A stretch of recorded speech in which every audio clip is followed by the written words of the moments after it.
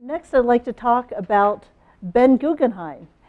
Ben is here with us today, and Ben made a video with his brother, Adam, and I'm going to let that video speak for itself, and then Ben is going to come up and address the group. Take it away, Chris.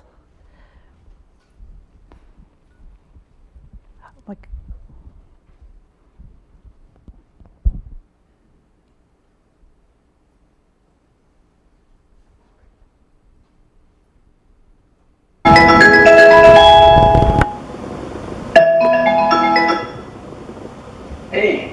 Hey, what's up? Nothing much. How's it going? I'm pretty good. How are you? I'm alright. You ready to do this? Yeah.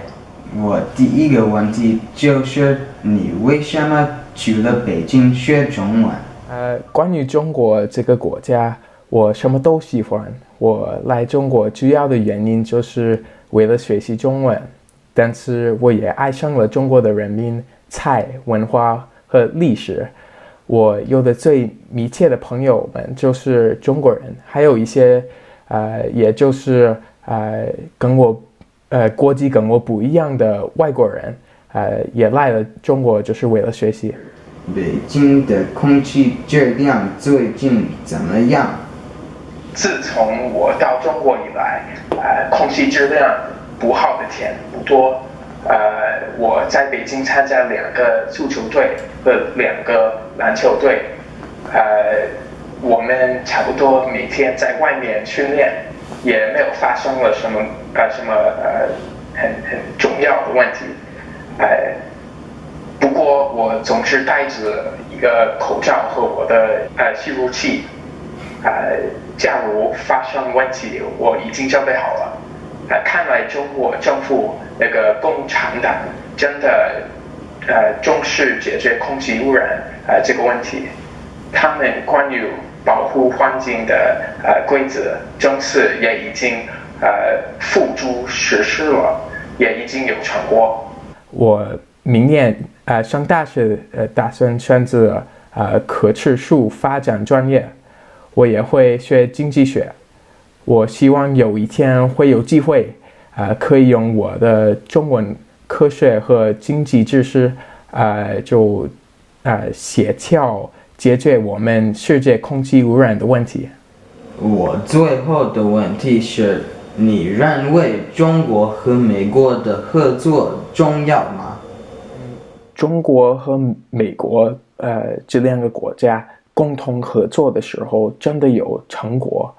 我觉得为了完全解决空气污染或者是地球暖化的问题，我们2个国家必须协同动作。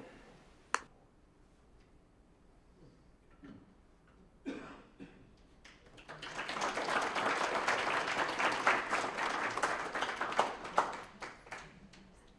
you have the remote? Sorry. Oh, is this it right here? I think that's it. Cool. I'll just use this. It's fine. Okay.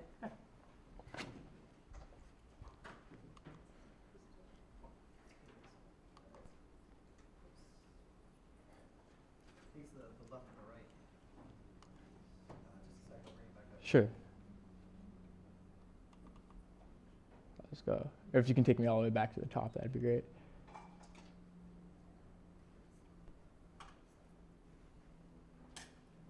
Great. Thank you very much for the introduction.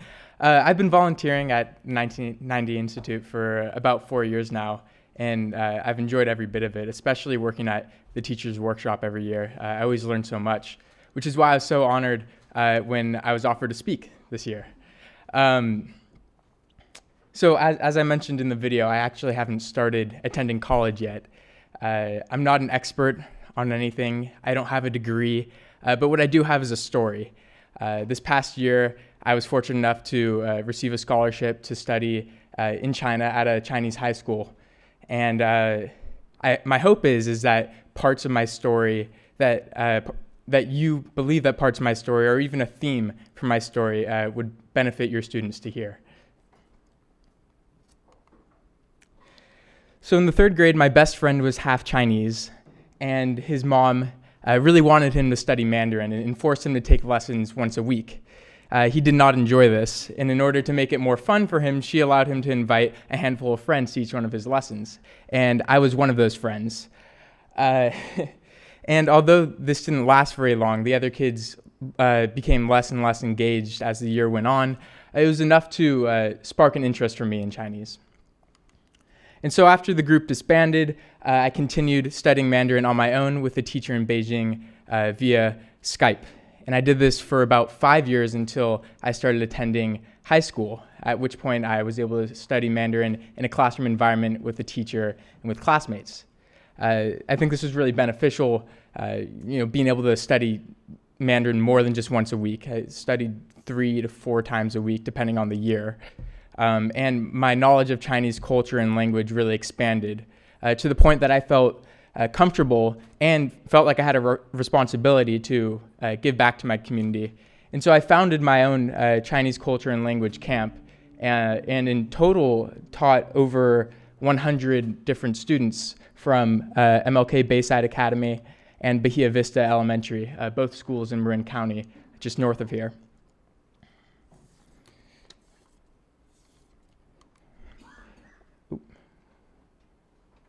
Great. And this brings me to this past year when I received a State Department scholarship to study at a Beijing high school for 9 months. So the scholarship was through the organization NSLY, or National Security Language Initiative for Youth. And the actual program that I was on was managed by a foreign education organization called American Councils. My program had 15 American students on it. And this is a picture of some of my friends and me as we're boarding the airplane to go to Beijing, having absolutely no idea what we're about to get ourselves into.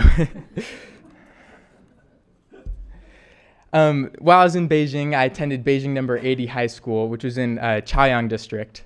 And I lived on during the week, I lived on the 6th floor of the dorm building right there.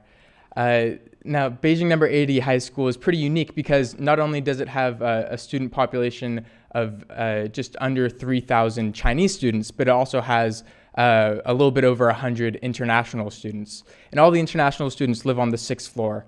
And so in addition to making Chinese friends throughout the year, I made friends from all over the world. Some of my best friends were from Korea, Ukraine, Serbia, Mongolia, Uzbekistan, Indonesia, Thailand. My roommate was from Tajikistan. And I had not planned to learn more about Tajikistan going to China. But of course, as a result of China's globalization and development, this ended up being the case. And over the weekends, I stayed with a host family. In the top left photo, you can see my host's mother, father, brother, aunt, uncle, grandma, cousin, and under the table, if you can see it, there's my host dog. And my host family is very generous towards me. Over the winter holidays, they took me traveling with them. In the upper right, that's me and my host brother in Harbin, which is northeastern China, in the under negative 30 degree Fahrenheit. And in the bottom picture, that's me participating in my host dad's extended family reunion in Shanghai. I'm in the very bottom. It's a little blurry, but if you can't tell, there's not much family resemblance going on between me and the other people in the photo. Adjusting to life at a Chinese high school was very difficult at first. Every morning you're forced to wake up at 6 a.m. You attend class from 7 a.m. until 5 p.m., after which you get 2 hours off for dinner. But I played sports, so I either had soccer or basketball practice during that time, and I'd quickly eat some food as I was running to the court or the field. At 7, you return to your dorms for mandatory studying until 9 p.m. And then at 10 p.m., they shut off electricity. So the lights go off, and you really don't have much of a choice except to go to bed and start the day over the next morning. There are also some new strange protocols I had to get used to during my stay in Beijing, and hopefully this video works. No. Oh, you got it? Sorry.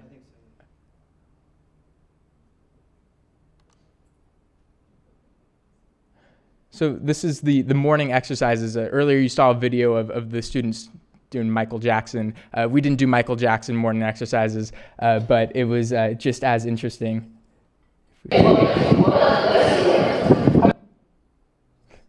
No problem.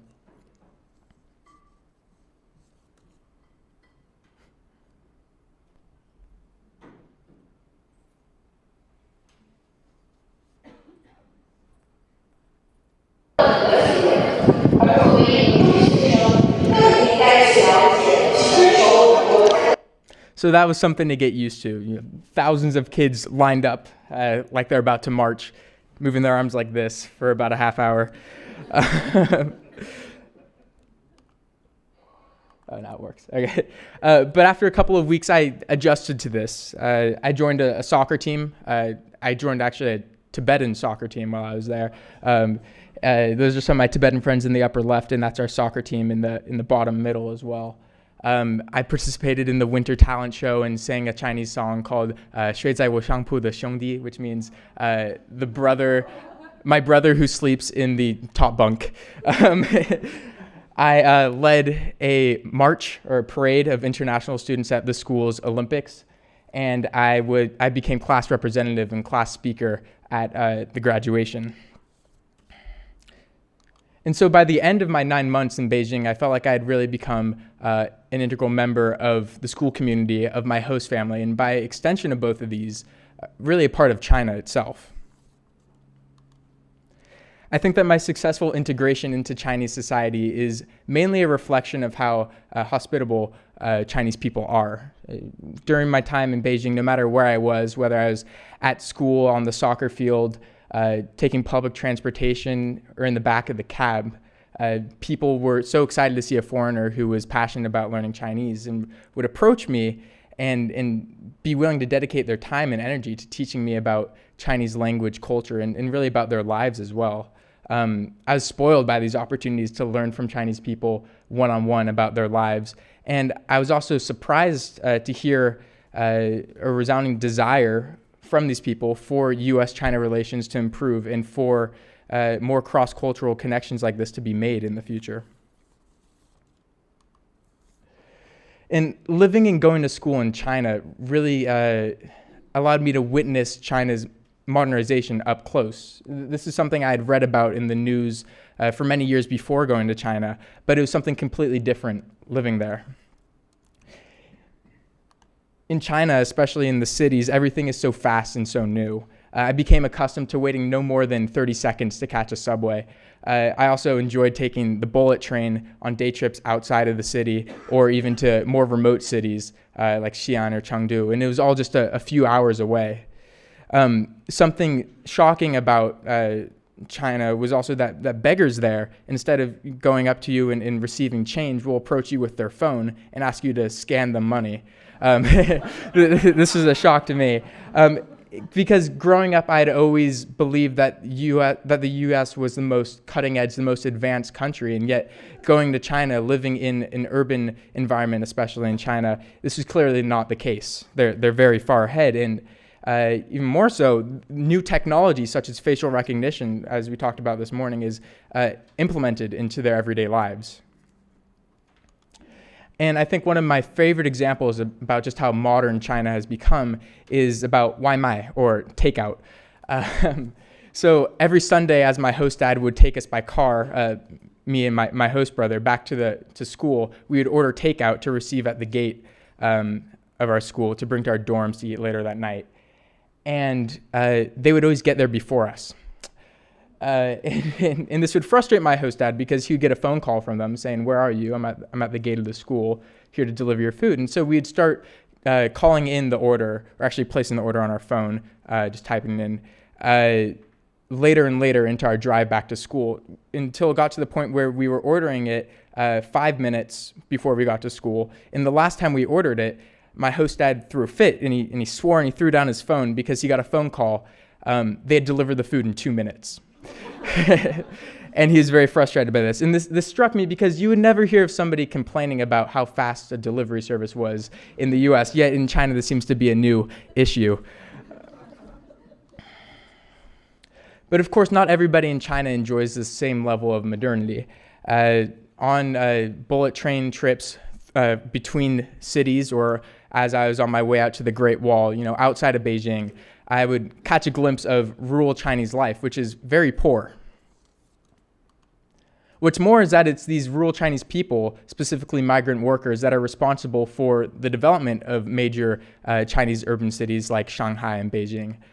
Migrant workers come to these cities and stay there for months at a time, developing and building the skylines that we see today, like in this photo. And when they come, they sometimes bring their families with them. They stay in temporary housing on the construction site, and they don't enjoy the same rights as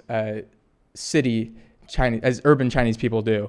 For example, healthcare is not the same for them, and education, as we talked about earlier, is not also there for their children. So oftentimes they'll leave their families behind. Their children will either be raised by grandparents or sometimes just on their own. And this is one of the temporary housing units at the construction site. I actually got to visit one with a friend, and we went inside.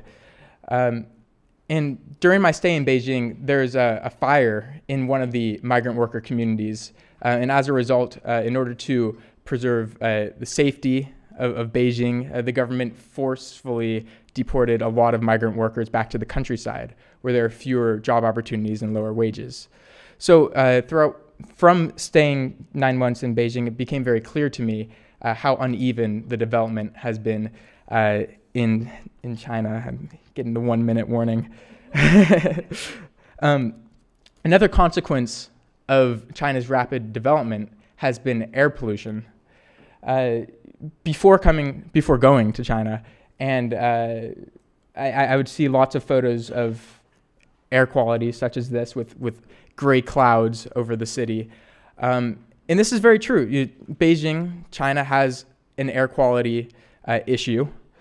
There's even an ongoing joke in Beijing that on such a bad air quality day, you can whip out one of these fresh Beijing air cans, pop it open, and take a few puffs of that. Yeah, and I wore a mask quite often as I was adjusting to the air quality in China, but towards the end of the year, and actually just like a month or two in, I stopped doing this except on the most extreme air quality days. And I remember when there was a fire in Napa County, I called my parents to just make sure they're all right, and they said, yeah, we're fine, but people in our neighborhood are walking around with masks on. And I said, what's the AQI? And they said, it's 150, 158 or so. I said, that's funny. My basketball team only cancels practice if it gets to 700.